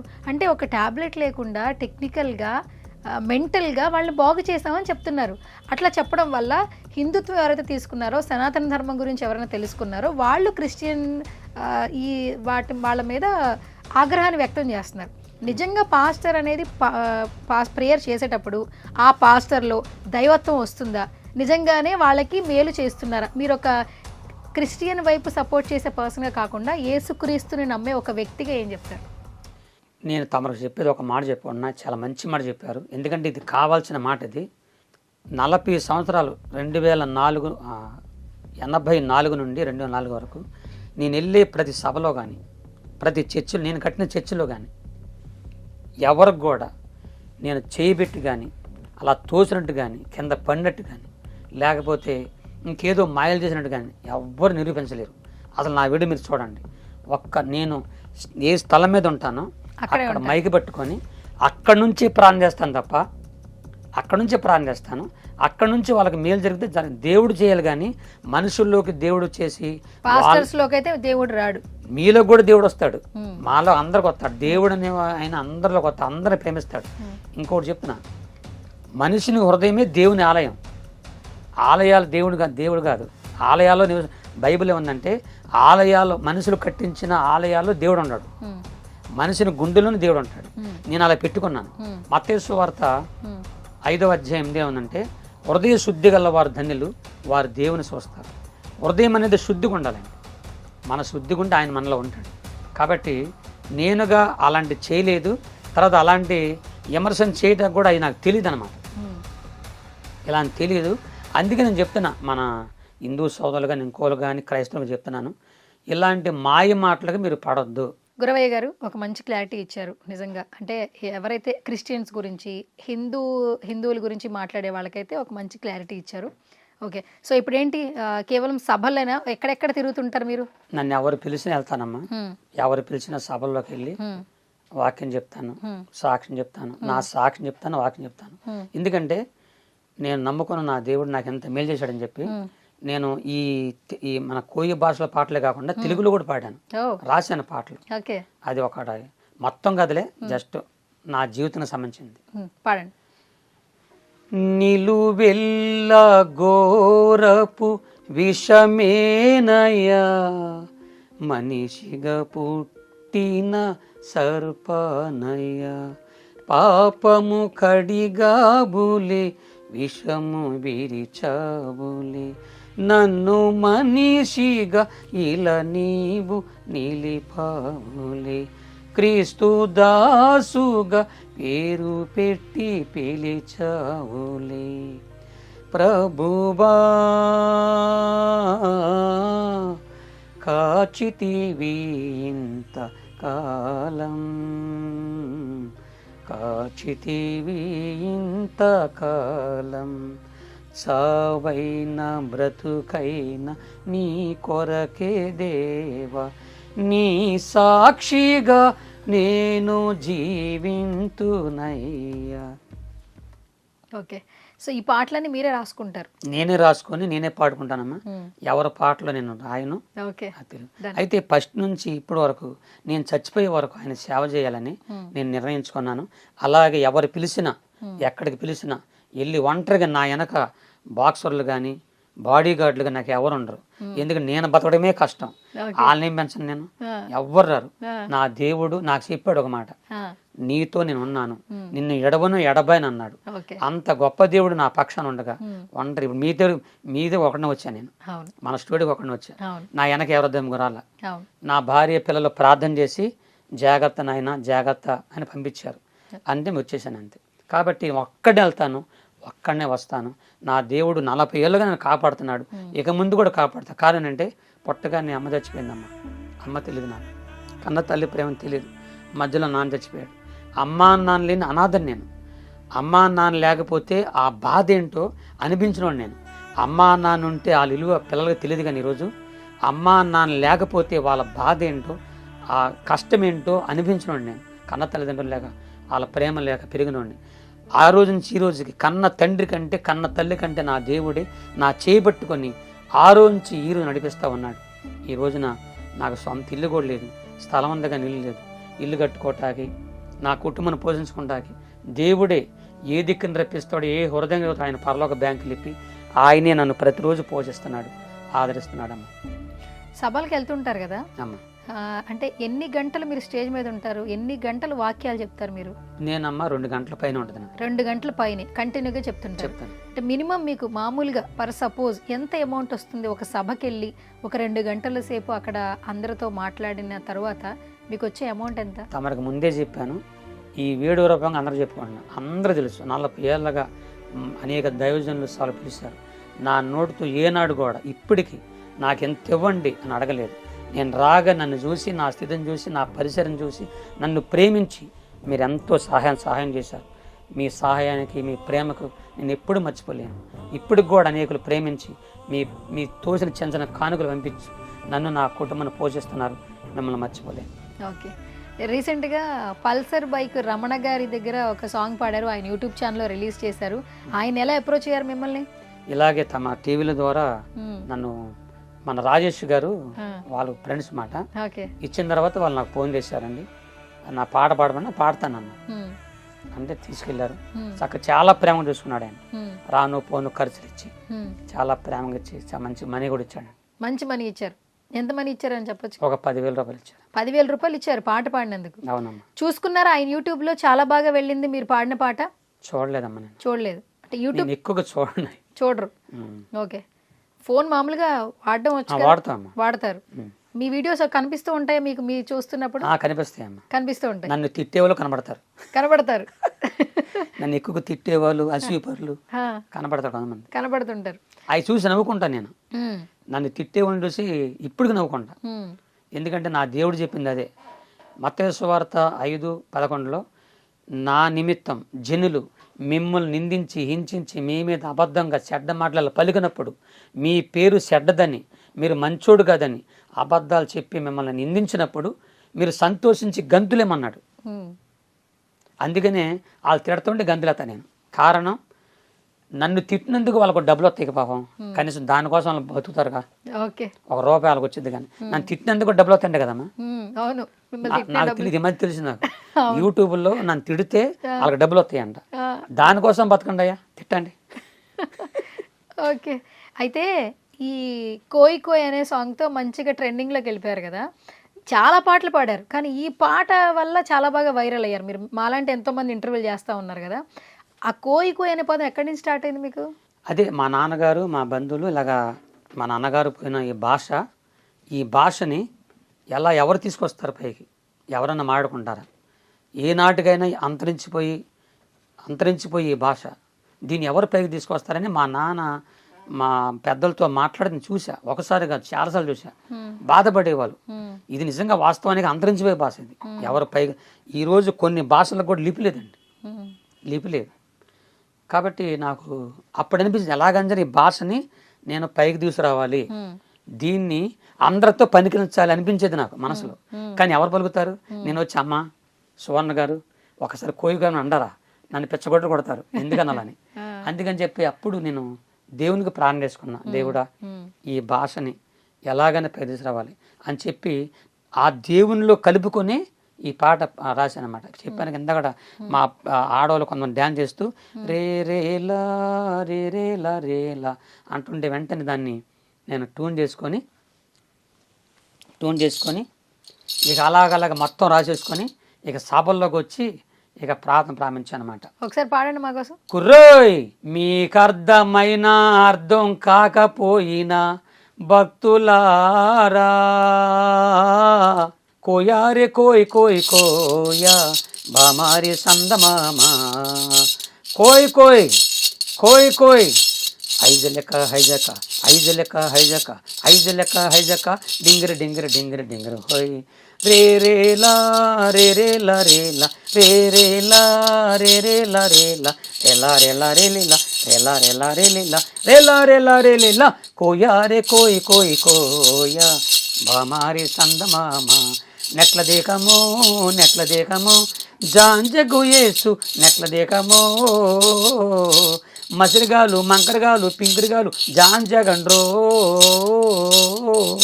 మస్కోట్లు మంకాళ్ళు పింకుళ్ళు జాంజగండ్రో. రండి రండియా, మసిరిగాలు మంకరగాలు పింకరగాలు భార్య భర్త పిల్లలు అందరూ సంతోషంగా రండి. ఎక్కడికి రావాలి? మీ బాధలు మీ కష్టాలు. ఈ రోజండి మనిషికి లేనిదే సమాధానం సంతోషం ఇళ్ళలు లేవు. అసలు ఈ పాట మొత్తానికి అర్థమైందంటే అందరూ ఎల్లప్పుడూ సంతోషంగా ఉండండి, అందరూ హ్యాపీగా ఉండండి, డ్యాన్స్ చేయండి, మీరు దిగులు పడొద్దు. ఇప్పుడు నేను ఇలాగున్నాను, కొంతమంది నన్ను కావాలని తిడుతున్నారు. వాళ్ళు తిట్టినప్పుడు వామ్మో వీళ్ళు నన్ను తిట్టారు అని ఏడిసాను అనుకోండి, ఏడిసి సువర్ణ గారు వాళ్ళని తిట్టారు నేను రాను అన్నానంటే రాగలనా? రాలేరు. అందుకని చెప్పి నేను సంతోషిస్తానమాట, ఆనందించాలి, వాళ్ళు తిట్టినది సంతోషించాలి. ఈ రోజున భూమి మీదమ్మ భగవంతుడు దేవుడు ఆకాశ పక్షుల్ని, భూమి మీద జంతువుల్ని, నీటిలో ఉన్న అడవినమ్మ జలసరాలు, వాటికి దేవుడు నవ్వు పెట్టల, నవ్వమని చెప్పల, వాటికి మనిషికి ఒక్కడికే పెట్టారు. ఈ నవ్వునియా ముందు మనం ఉండం. మనుషులు ఉంటారా? ఆయన నవ్వుకుంటూ వచ్చిందనుకో, మన కుక్క నవ్విందనుకో మనం ఉండం. కానీ మనిషికి మాత్రం దేవుడు నవ్విచ్చాడు. ఆ మనసులో ఉన్న నవ్వుని సాతానుడు అనేవాడు తీసేస్తున్నాడు అన్నమాట. భార్యాభర్తల మధ్య కానీ గొడవలు కానీ కుటుంబాల గొడవలు కానీ తీసేస్తున్నాడు. అందుకని ఆ మనసులో ఉన్నటువంటి బాధను తొలగించడం కొరకే దేవుడు మీరు నవ్వండి, సంతోషించండి, ఆయన దగ్గరికి వస్తే నవ్వుతారు అని చెప్పి దీనికి అర్థం. ఓకే, అంటే నవ్వండి అని చెప్పి నవ్వించడం కోసం మీరు చేసిన ఒక ప్రయోగం సోషల్ మీడియాని షేక్ చేసేసింది.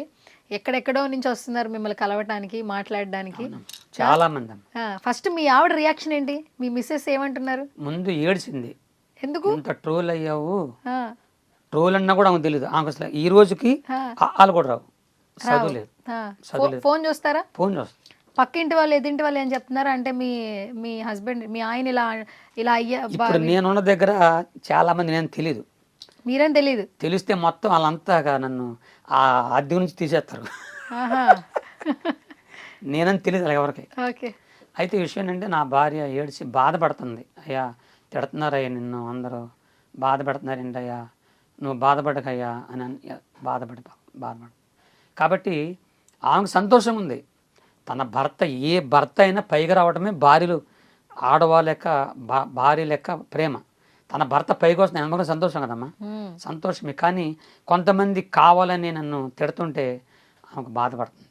ఓకే, మొత్తానికి కోయి కోయి కోడిని కోయి అంటూ సోషల్ మీడియాని కోడిని కోయి అనే మాట ఎందుకు వస్తుందంటమ్మా, అసలు అది వచ్చేది కాదు. దీనికి కొంతమంది కామెంట్లు చాలా వాళ్ళకి తెలియక. నేను ఒకసారి ఊరు మీటింగ్ వెళ్ళేటప్పుడు అడిగారు, ఏమంటే పాస్టర్ గారు మా ఇంటికి వస్తున్నారు కదా, మీకు ఏం కూర కావాలో కోరుకోమన్నారు, మీ ఇష్టం ఏది పెట్టమన్న పార్లో చెప్పమన్నారు. నాకు నాటుకోడి అంటే కొద్దిగా ఇష్టం అండి, వండండి అన్న. సరే అని చెప్పి వాళ్ళు, నేను ఇష్టపడి అడిగానని ఆ ఊరంతా ఎతికినా దొరకలేదు. దొరకపోయేసరికి నేనే వచ్చేస్తున్నాను. ఎలాగని చెప్పి వాళ్ళు బాధపడుతున్నారు. నాకు భోజనం తయారు చేసేవాళ్ళు బాధపడుతూ ఎలాగా అని చెప్పి ఆలోచిస్తుండగా పక్కింటోడు కోడలు వాళ్ళ ఇంట్లోకి వచ్చింది. కోసారా? వస్తే ఆరుగా చెప్పకుండా ఈ కోడిని కోసారు. అయ్యయ్యో, నా కోసం కోడిని కొట్టి కోసేశారు, దొంగ కోడిని పట్టుకొని. అక్కడి నుంచి వచ్చిందా ఇది? అప్పుడు వాళ్ళు, నేను వచ్చరికి రాత్రి సాయంత్రం 6 అయిందమ్మా. నాకు ఎక్కడికి వెళ్ళినా ముందు భోజనం చేసి నేను స్టేజ్ మీద వెళ్తాను అన్నమాట. ఎందుకంటే పెద్దోడిని కదా, మధ్యలో కళ్ళు తిరుగుతాయని వాళ్ళు ముందు పెడతారు. నేను స్టేజ్ మిద్ది మీద ఉన్నా, వాళ్ళు మిద్ది మీద కూర తీసుకొచ్చారు, మంచిగా ఉండరు, నాటుకోడి పులుసు ఉండరు, మంచిగా తింటున్నా. నేను తింటుంటే కోడిపోయిన పక్కింటూ తిట్టుకుంటున్నారు, గట్టిగా తిట్టుకుంటున్నారు. నా కోడి ఎత్తుకెళ్ళినోడు సావా, నా కోడి తిన్నోడు పైనుంచి పైన పోవాలి అని తిట్టుకుంటున్నారు. ఆయన మాటలా వినపడుతున్నాయి కానీ నన్ను అనుకోవట్లా, నాకేం తెలుసు. ఈ లోపల ఒక ఆ పాస్టర్ అమ్మ వచ్చి, గురప్ప గారు, అయ్యా గురప్ప అయ్యా, ఆమె తిట్టేది ఎవరని తెలుసు అంది. మిమ్మల్ని అంటే నాకెందుకమ్మా ఆమె సంగతి అన్న. ఆమె ఎందుకు కదా అయ్యా, ఆమె తిట్టేది నిన్నే ఉంది. నన్ను ఆ దొంగ కూడా అది దానిది అది చెప్పకుండా కోసే ఉన్నారు. ఏమంటే అతిథులకి ఎవరైనా దొంగోళ్ళు పెడతారా అని చెప్తే, అసలు ఆ ఇంటికల్లా ముసలాయన ఆ సభకు వచ్చాడు. ఆయన కోడిపోయిన బాధలు ఆయన ఉన్నాడు, ఎదురుకొచ్చున్నాడు. నేను మధ్యలో కోయి కోయి కోయి అంటున్నా ఉన్నా. కోయి కోయి అంటుంటే ఆయనకు అర్థం కాక ఆ దేశంలో ఉండి కోడికోయి అన్నాడు. అక్కడ వాళ్ళందరూ కూడా కోడికోయి. ఇక అక్కడ నుంచి అలా వచ్చిందమ్మా. అలా వచ్చిందనమాట. అంటే పక్కింటి వాళ్ళ కోడి ఇటు రావడం వల్ల ఈ కోయి కోయి కోడిని కోయి వచ్చిందనమాట. అయ్యయ్యో, దానివల్ల కోయి కోయి కోయి కోయి మంచి మాట అది. కోడిని కోయినది కొద్దిగా అన్న, దాన్ని నువ్వు పాస్టర్ అయ్యింది ఎగతాలు చేస్తావా, ఏలాకొని చేస్తావా, కొంతమంది తెలియక ఏదో మాట్లాడినారు. మీరు సరదా కోసమే కదా చేసి? నేను సరదాగా చేశాను తప్ప దీనివల్ల ఎవరన్నా అవమానించబడ్డానా, ఏ మతాన్ని, ఏ కులాన్ని, ఏ వర్గాన్ని అవమానించబడ్డా? నేను అవమానించలేదు. నేను నాదేది నేను పాడుకున్నా. పాపం వాళ్ళకి బాధ ఏంటో వాళ్ళ బాధలు పడిపోతున్నారు ముందు. Okay, done. గురవయ్య గారు, మీరు కోయి కోయి కోడిని కోయి విన్నాను, మీరు సభల్లో మాట్లాడేటప్పుడు విన్నాను. నాకు ఇప్పుడు మీతో ఒక 2 పాటలు పాడించుకోవాలండి. సినిమా పాటలు ఏమైనా గుర్తున్నాయా? అంటే మీరు ఎంగేజ్లో ఉన్నప్పుడు చూసిన సినిమాలు కావచ్చు, మీకు ఎప్పటికీ all the time favourite cinema ఏమైనా ఉందా? సినిమాలు ఎక్కువ చూడలేదు కానీ ఒక పాట అంటే భలే ఇష్టం నాకు. ఏంటా పాట? ఒకే కులం ఒకే మతం అందరూ ఒకటే, కాపాడే దేవుడొక్కడే, అందులకే ఆయనని పూజించాలి అనే పాట పడుతున్నాను. ఓకే, సినిమా పాటలు ఏమైనా వచ్చా? అంటే నాకు ఏంటంటే ఇలా మీరు సభల్లో మాట్లాడే మాటలు గురవయ్యే కాకుండా, కోయి కోయి పాట పాడే గురవయ్యే కాకుండా, సో మా సుమన్ టీవీ నుంచి మిమ్మల్ని కొత్తగా చూడాలనుంది మాకు. సినిమా పాటలు ఏదైనా ఒక పాటనే పాడండి. సినిమా పాటలు నాకు రావుగా, 2 లైన్లనే గుర్తు. ఎప్పుడు మీరు చిన్నప్పటి నుంచి ఒక్క పాట కూడా మీకు గుర్తు? ఎన్నో మెలడీస్ ఉన్నాయి, ఎన్నో మాస్ పాటలు ఉన్నాయి, పోనీ అవి పాడకపోయినా ఒక మంచి మెలడీ పాడండి. లేదమ్మా, సినిమా పాటలు పాడలేదు. ఇన్ని సంవత్సరాలు మీరు ఎప్పుడు సినిమా పాటలు వినలేదా? విన్నాను కానీ నేను నా హృదయం పెట్టుకోవాలి, మనసులో పెట్టుకోవాలి. పోనీ ట్యూన్ అన్న గుర్తుందా? మీ తాళంతో ట్యూన్ అన్న వేయండి, పాడద్దు. కానీ మీరు ఎలాగైనా ఒక పాట ఎలాగైనా ట్యూన్ చేయాల్సిందే సినిమాకి సంబంధించి. లేదమ్మా, మీకు ఇంతగా చెప్తారమ్మా. అంటే మీరు మొత్తం క్రైస్తవుకి సంబంధించిన పాటలే పాడతారు. నా హృదయం నిండిపోయింది అనమాట, ఇంకా వేరే అంతే నాకు రావట్లేదు. మీరే రావట్లేదు. ఓకే, సరే. ఇంకా మిమ్మల్ని నేను ఇబ్బంది పెట్టిన కానీ ట్రై చేశాను కానీ ఏం పర్లేదు. సో ఫైనల్గా ఒకసారి మీ తాళంతో కోయి కోయి సాంగ్ పాడండి. రే రే లా రే రే లా రే లా రే రే లా రే రే లా రే లా రే లా రే లా రే లే లా రే లా రే లా రే లే లా రే లా రే లా రే లే లా కోయా రే కోయి కోయి కోయా బామారే సందమామ కోయి కోయి కోయి కోయి కోడిని కోయి కోయ్ కోయ్ బండి బంధూరే భయ బండి బంధూరే గుడిని జమారే భయ భజన జమారే బండి బంధూరే భయ బండి బంధూరే గుడిని జమారే భయ భజన జమారే నెట్లయో నెట్లయో దోకన జమారే నెట్లయో నెట్లయో దోకన జమారే ఆ బండి బంధూరే భయ బండి బంధూరే గుడిని జమారే భయ భజన జమారే చప్పట కొట్టండి మీరు చప్పట కొట్టండి ఏజుకు చప్పట కొట్టండి మీరు ప్రభుని స్తుతించండి నెట్ల దేహమో నెట్ల దేహమో జాంజగు యేసు నెట్ల దేహమో మసిరిగాలు మంకరగాలు పింగిరిగాలు జాంజగండ్రో మస్కోట్లు మంకాళ్ళు పింకుళ్ళు జాంజగండ్రో కుర్రో కుర్రు. ఓకే, సో స్వీట్ అండి. సో మీ పాట బయటకు వచ్చిన తర్వాత కొన్ని మీమ్స్ ట్రోల్స్ వచ్చాయి. కొన్ని వీడియోలు చూపిస్తా, మీ రియాక్షన్ చెప్పండి. రాత్రి ఒక మీటింగ్ వెళ్తే ఆ పురుగులు వచ్చి నా నోట్లోకి వెళ్ళినాయి, 2 పురుగులు. నేను వాటిని బతిమిలాడాను, బయటికి రండి రండి అన్న, మేము రాము అన్నాయి. కోపం తట్టుకోలేక మింగేశానటిని. అందుకని కొద్దిగా దగ్గు వస్తుంది, మీరేం బాధపడకండి. మరి ఈ సమయంలో నా జీవితంలో చాలా పాటలు రాశాను. 89లో ఒక పాట రాశాను, నా జీవితంలో ఫస్ట్ పాట అది. ఆ పాట పాడాలనుకుంటున్నాను. మీ అందరికి పాటల సీట్లు ఇచ్చానండి, అది 2వ పాట అది. ఆ పాట నేను పాడతాను. అమ్మా, ఒకప్పుడు నేను పాటలు పాడితే గాడిదలు కుక్కలు పందులు కూడా పరిగెత్తాయి, అలా ఉండేది నా స్వరం. ఎందుకంటే నాకు తెలుగు కూడా అంత స్పష్టంగా రాదు, అడుగు మనిషిని. ఒకప్పుడు నాకు లబా దెబా దెబ లబా అనే భాషలు వచ్చు, అడుగు భాషలు వచ్చు, తెలుగు కూడా అంత స్పష్టంగా రాదు. ఈ మధ్య దేవుడు నాకు ఇచ్చిన తెలుగుది, ఆ వచ్చిన తెలుగుతో మాట్లాడుతున్నాను, అర్థం చేసుకోండి. నిజంగా మీకు దగ్గు మామూలుగా వచ్చింది కదా, ఆ దగ్గును కవర్ చేసి దోమలు మింగేశానని చెప్పారు కదా? లేదు లేదు, అది జరిగింది. నిజమా? మింగేశారా? మరి ఏం చేయను, అది మామూలు దగ్గు కాదు అది.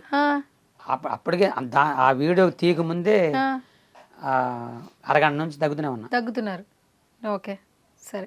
అప్పుడు వేడి నీళ్ళు ఇచ్చారన్నమాట కొద్దిగా. నాకు డ్రైవింగ్ లైసెన్స్ లేదు. లైసెన్స్ లేకుండా బండి ఎలా తోలుతున్నావా? కొయ్యవే. ఎక్కడ కొయ్యాలి? చేతులు కొయ్యవయ్యా. త్వరగా త్వరగా కొయ్యవయ్యా. కోయారే కోయ్ కోయ్ కోయా బామారి సందమా కోయ్ కోయ్. దాంట్లో కూడా పెట్టారు తీసుకెళ్ళి రజనీకాంత్ గారి ఫిలిం. బా కోయ్ కోయ్ కోయ్. ఎట్లా అనిపిస్తుంది? ఇది సినిమాలు చూడరు కదా మీరు, రజనీకాంత్ గారి గురించి తెలుసా? ఎంత పెద్ద స్టారో తెలుసా? తలైవా అని పిలుస్తారు. సో ఆయన ఫిలింలో ఒక మీమ్ ఇలా రెడీ చేశారు, మీ పాటతో ఫన్నీగా క్రియేట్ చేశారు. ఏం చెప్తారు? చాలా సంతోషపడుతున్నాను, చాలా సంతోషపడుతున్నారు. అలాంటి మహానుభావులు పక్కన నా పాట ఉండమంటే ఎంత సంతోషం. ఓకే, ఇంకోటి చూపిస్తా.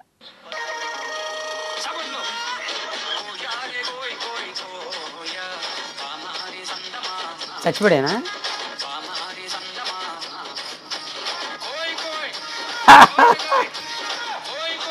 ఆ పాటకు సచిన్లో ఇస్తుందా? అదిగో లేచాడు. అయ్యో అయ్యో అయ్యో బలవంతాయి ఇంకొక చూడలేనిది. ఈ ఒకసారి ప్రార్థన తీసుకెళ్లారు నన్ను, అది కూడా సమాధుల తోటలోకి తీసుకెళ్లారు. అది ఒక సమాధుల తోట అనమాట. అక్కడ తీసుకెళ్ళి నన్ను ఆ సమాధుల దగ్గరికి తీసుకెళ్ళి పాట పాడమంటున్నారు ఆ విశ్వాసాలు అందరూ. ఏంటి ఇప్పుడు చనిపోయిన వాళ్ళు లేచి వస్తారనా ఏంటి? ఎందుకు అన్నాను, ఎందుకంటే సమాధి దగ్గర అన్న ఇదే ఈ పాట పాడమన్నారు, కోయి కోయి అని. పాడమంటే ఇక్కడ పాడుతుంటే అన్న, కాదయ్యా నీ పాటలు అంటే నీకు చాలా ఇష్టం, చనిపోయినానికి నీ ఆత్మశాంతి పాడమన్నారు. అమ్మ ఒకళ్ళు పాడితే అది లెగిస్తే బాగోదన్న. కాబట్టి అలాంటి అది గుర్తొచ్చింది ఇప్పుడు నాకు. ఇంత బాగా ట్రోల్ చేస్తున్నారు కదా మిమ్మల్ని, కొంచెం పాజిటివ్ ఉంది, కొంచెం నెగిటివ్ ఉంది, ఏం చెప్తారు? నేను చెప్పాల్సింది ఒకటే, చెప్పండి. ఈ ట్రోల్ ఏంటో ఇలాగా ఎయిటింగ్ చేయడం నాకు తెలియదు, నేనుగా చేయలేదు, ఎవరు చేసో తెలియదు. కాబట్టి ఆంధ్రప్రదేశ్ అయినా తెలంగాణ అయినా ఏ రాష్ట్రమైనా అందరు ముఖ్యమంత్రులు మన ప్రధానమంత్రి గారు అందరు కూడా బాగుండాలని కోరుకొని రోజు ప్రార్థన చేసేవాడు నేను. అందరికంటే ఫస్ట్ నా ఉదయకాల ప్రార్థన ఎవరి కోసం అంటే మన దేశాన్ని కాపాడుతున్న సైనికుల కోసం చేస్తాను. మన సైనికులు ఉన్నారు కదండి, వాళ్ళ కోసం చేస్తాను నేను. వాళ్ళ ఎందుకంటే పాపం భార్య బిడ్డ నుంచి వెళ్ళిపోతారు కదా, వాళ్ళ కుటుంబాలు బాగుండాలి, వాళ్ళ బాగుండాలని ప్రార్థన చేస్తారు. మన దేశ క్షేమం కోసం ప్రార్థన చేసేవాడిని. బైబిల్లో ఉందమ్మా అందరి కోసం ప్రార్థన చేయమని. Okay. అలా చేసేవాడిని. దయచేసి ఈ ట్రోల్ వల్ల దయచేసి నన్ను అపార్థం చేసుకోవద్దని అందరికీ, అటు రాజకీయ నాయకులకు కానీ, సినిమా వాళ్ళకి కానీ, అది మిగతా వాళ్ళకి కానీ నేను మనం చేసుకుంటాను. నాకేం తెలియదండి, పేదవాడిని, ఒక నాగరికుడిని, ఎక్కడో పుట్టాను. నా తండ్రి కళ, నా తండ్రి కులస్తుల కళ నెరవేర్చడం కొరకే ఈ పాట నేను పాడుకున్నాను. ఇది ట్రోల్ అయ్యింది, ఎంతోమంది అభినందించారు. మరి మీరందరూ మీ మనసులు తీర్చుకున్నారు కనుక నన్ను అభినందించండి. ఈ సుమన్ టీవీ తరపున నన్ను అభినందించండి. ఇంకెలాంటి పాటలు ఇంకా కొన్ని రాసి మీకు వినిపించేలాగా నన్ను ఆశీర్వదించండి. ఓకే. సో చివరిగా మీరు చాలా అంటే ఎవరెలా అనుకున్నా మనం సంతోషంగా ఉండాలని అనుకుంటూ ఉన్నారు కదా, అంటే అలాంటి పాజిటివ్ వైబ్స్ రావాలంటే జీవితంలో ఎన్నో కష్టాలు చూసిన వాళ్ళకి మాత్రమే వస్తాయి. ఇంతకుముందు మీరు అన్నారు తల్లిదండ్రుల వాళ్ళ యొక్క గొప్పతనం కావచ్చు, వాళ్ళ యొక్క ఇది ఎవరికి తెలియట్లేదు, వాళ్ళు లేకపోతే ఎంత బాధగా ఉంటుందో నాకు తెలుసు అన్నారు.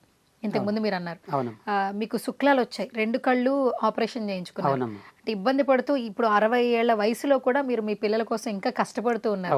అండ్ మీరు ఇంకా సభలకు వెళ్ళి మీ జీవనోపాధి కోసం ఇప్పటికీ అదే పని చేస్తూ ఉన్నారు కదా. సో మీ లైఫ్లో ఎప్పుడు కూడా చూడని సిచ్యువేషన్ కావచ్చు, లేదా బాధపడిన విషయం కావచ్చు, ఒకటి షేర్ చేసుకుంటారు. నా జీవితంలో నేను కోరుకున్నానంటే లైఫ్లో అదే ఆ గుడివాడలో ఇల్లు తీసేయగానే నేను ఒంటాకి లేకుండా అయిపోయిందండి. అది నా హృదయం చాలా గాయపడింది.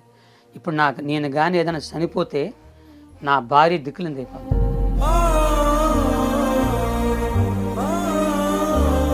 అదొక్కటే నా హృదయంలో చాలా బాధపడింది. 40 సంవత్సరాలు ఆ దేవుని సేవ చేశాను. ఈరోజు ఒంటాగిల్లు లేకుండా అయిపోయింది, చర్చి కూడా లేదు. నేను ఎవరిని మోసగాడినైతే, మోసం లెక్క ఉండగలిగితే నేను ఏ రకంగా సంపాదించేవాడిని. నేను ఏ మోసం 20 లక్షలేమో ఒకటేమో నా జీవితంలో 20 లక్షల రూపాయలేమో అప్పులు పాలైపోయాను. నన్ను అన్యాయంగా అంటే అనాగరికుడినని, ఏమీ లేనోడు, వీడి పక్షాన ఒక రాజకీయ బ్యాక్గ్రౌండ్ లేదు, ఒక పోలీసు బ్యాక్గ్రౌండ్ లేదు, వీడిని కొట్టినా తిట్టినా చంపినా వీడికి దిక్కెవరు అని చెప్పి నన్ను బెదిరించి ఆ 20 లక్షల రూపాయలు వెళ్ళిపోయారు. అదొక వేదన. ఈ రోజున ఒంటాకి ఇల్లు లేకుండా అయిపోయింది. నాకు ఏదైనా జరిగితే ఈ వయసులో నా భార్యని దిక్కులేనిది అయిపోద్దని ఆ ఒక్కటే బాధమ్మ. నేను చనిపోయే లోపల ఒక ఇల్లు కట్టుకొని, ఒక చర్చి కట్టుకొని నా భార్యకి అప్పచెప్పి, అప్పుడు నేను చనిపోయినా పర్లేదు, ఎందుకంటే ఆమన్నా మంచిగా ఉంటుందని ఆశ. అంతకంటే ఏం లేదు. ఎందుకంటే అమ్మ ప్రేమ తెలియదు. నా భార్య నాకు అమ్మలాగా వచ్చింది. 2 కూతుర్ల కోసం ఎంతో కష్టపడింది. ఆమెని ఎంతగానో ప్రేమగా చూసుకుందాం అనుకున్నాను, కానీ ఈ రోజున బజార్ నిలబడ్డాను. అద్దీంట్లో ఉంటుంటే బాధగా ఉంది. వెళ్ళకపోతే జరిగేది కాదు. మీటింగ్కి వెళ్తేనే ఎవరైనా దైవజనులు, విశ్వాసులు ఇచ్చిన ప్రేమ కలిగిన కానుకలు నా కుటుంబాన్ని పోషించుకుంటున్నాను. నా భార్య కోసమే నా బాధ. నేను సేవ చేస్తాను, కానీ నేను చనిపోయే ముందు ఇల్లు కట్టి నా భార్య సంతోషపడాలి. ఈ 20 లక్షల రూపాయలు ఒకటి బాధ. తర్వాత నన్ను గురించి తెలియకుండా, నన్ను అర్థం చేసుకోకుండా, నా గురించి చెడుగా మాట్లాడుతున్న తోటి పాస్టర్లు, వాళ్ళని కానీ, వాళ్ళ భార్యలను కానీ, వాళ్ళ పిల్లలను కానీ, వాళ్ళ కుటుంబాలను కానీ, వాళ్ళ గురించి నాకు చెడు తెలిసినా సరే ఏనాడు వ్యక్తిగతంగా ఎక్కడ నేను వాళ్ళ గురించి చెప్పాల, ఎవరి గురించి చెప్పాల. అలాంటి నేను వాళ్ళకి ఏం అపకారం చేసినా తెలియదు.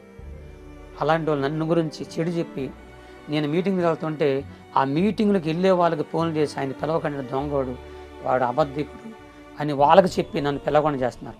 తర్వాత వాళ్ళు నన్ను పిలుస్తున్నారు. నన్ను చూసి నా ప్రేమను, నేను చెప్పే వాక్యాలు చూసి ఆశ్చర్యపోతున్నారు. ఇంత చక్కని మంచివాడు, నిజాయితీ కలిగి న్యాయం కలిగి సేవ చేస్తుంటే ఈయన గురించి ఎంత అపగరి చేస్తున్నారని చెప్పేసి ఆ పాస్టర్ గారు నన్ను అభినందిస్తున్నారన్నమాట.